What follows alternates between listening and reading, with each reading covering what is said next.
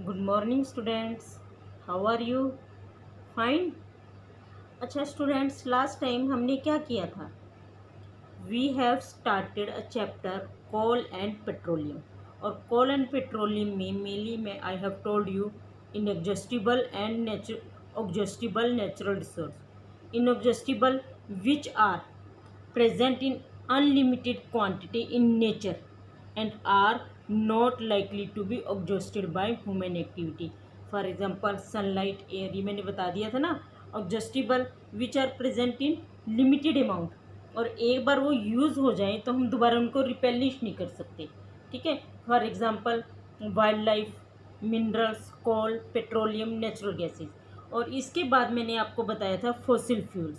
Means the fossil fuels were formed from dead remains of living organism, so they are called as fossils.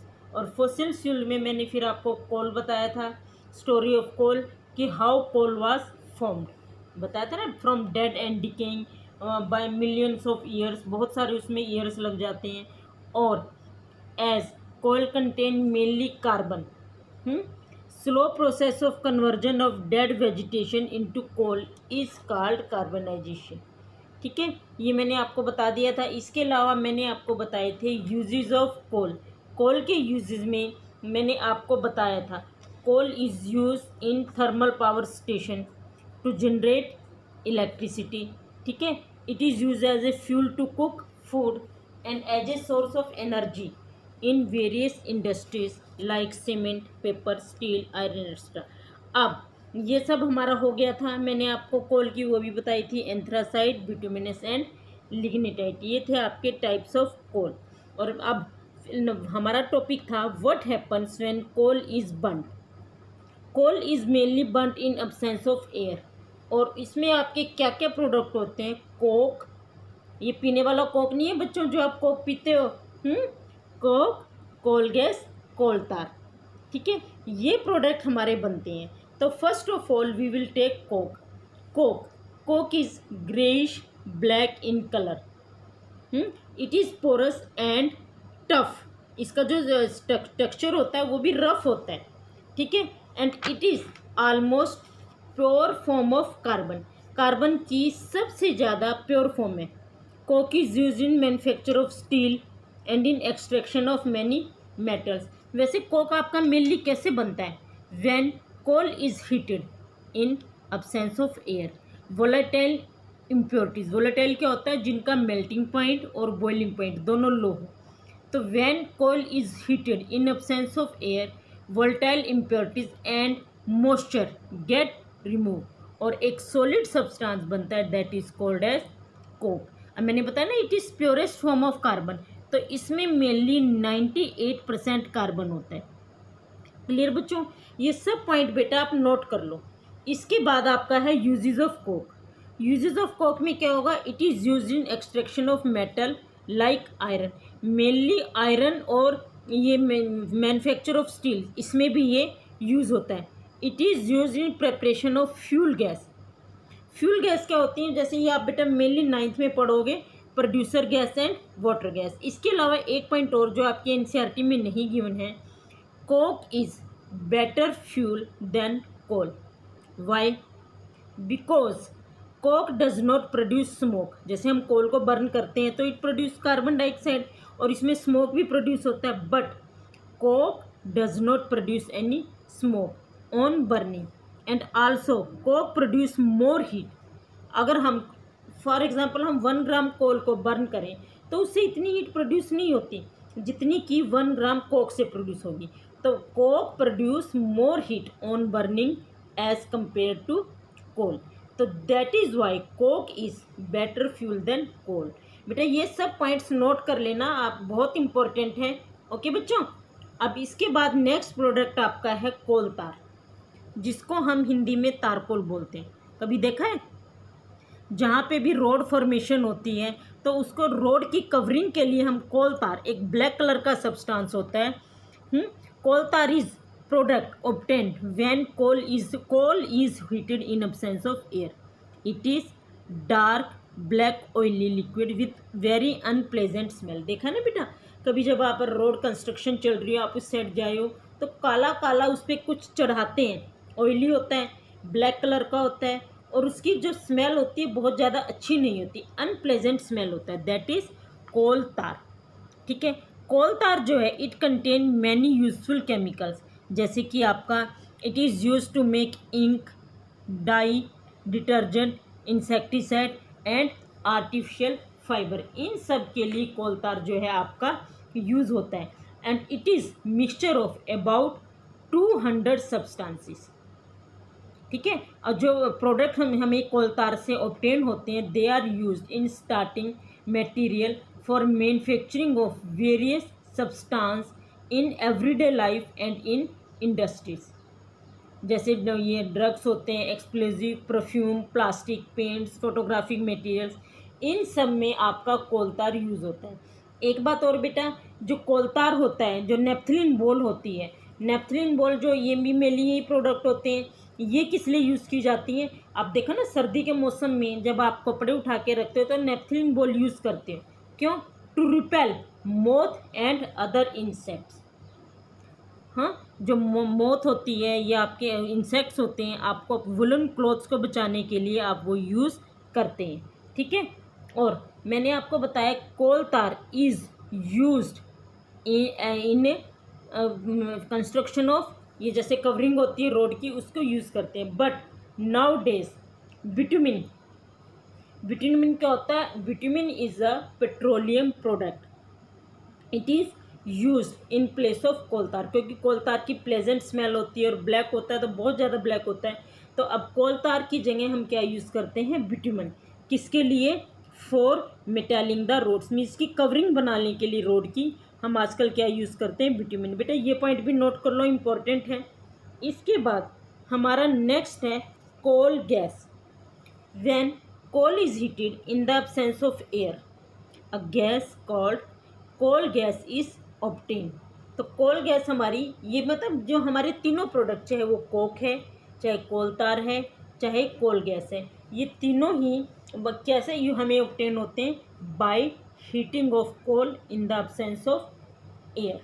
ठीक है, तो जो कोल gas है is, मतलब ये आपके एनसीईआरटी में गिवन है बॉक्स की फॉर्म में, coal gas was used for street lightning for the first time in London in 1810 and New York in 1820। मीन्स की स्ट्रीट लाइट को, जैसे लाइट होती है ना, लाइटनिंग के लिए यूज़ की जाती थी, लेकिन अब तो आपको पता ही है कि अब हम कोल गैस नहीं यूज़ करते, अब हम मेनली इलेक्ट्रिसिटी यूज़ करते हैं। ठीक है, तो कोल गैस जो होती है it is used as important industrial fuel as it produce a lot of heat on burning. Coal gas भी बहुत ज़्यादा हीट प्रोड्यूस करती है, तो इसलिए it is use as an important industrial fuel. दूसरा मैंने आपको बताई दिया है कि ये पहले टाइम में जैसे 18 के अराउंड न्यूयॉर्क और लंदन में स्ट्रीट लाइटनिंग में यूज़ की जाती थी, लेकिन अब हम इलेक्ट्रिसिटी को यूज़ करते हैं। ठीक है बच्चों, ये सारी इंपॉर्टेंट पॉइंट आप नोट कर लेना। इसके बाद हमारा है पेट्रोलियम। पेट्रोलियम जो है it is use as a fuel in light automobiles. आपको पता ही है कि आपके जो मोटरसाइकिल है, आपकी स्कूटी है, कार है, बस है, ट्रक है, किससे चलते हैं?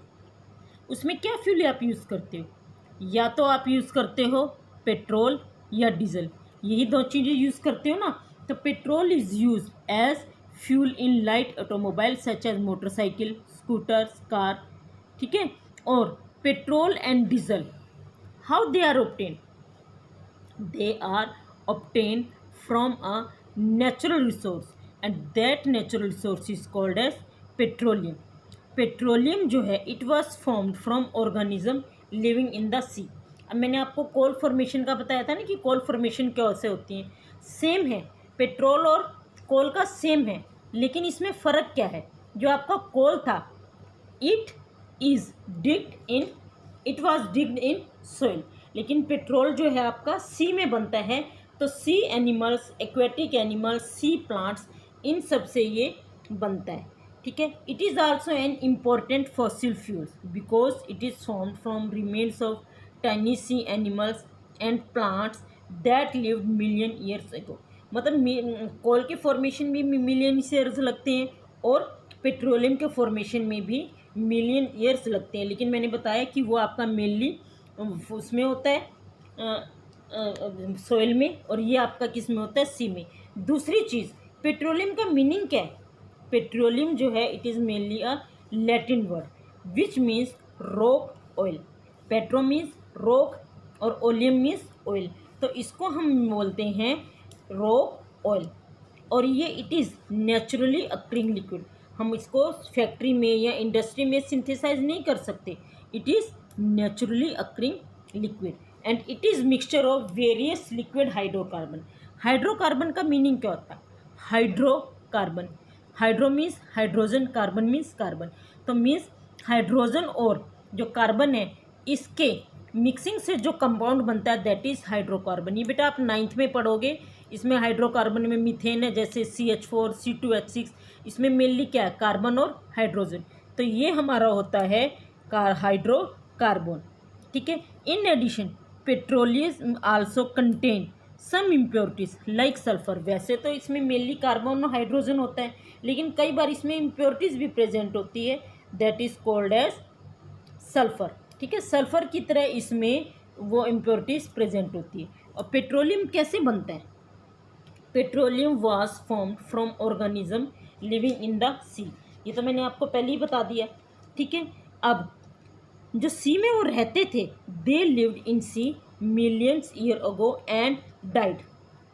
After they died their body sank, means कि जैसी वो मरे उनकी बॉडी जो है उसमें सी में धंसनी शुरू हो गई। It body their body sank and got buried at the bottom of C.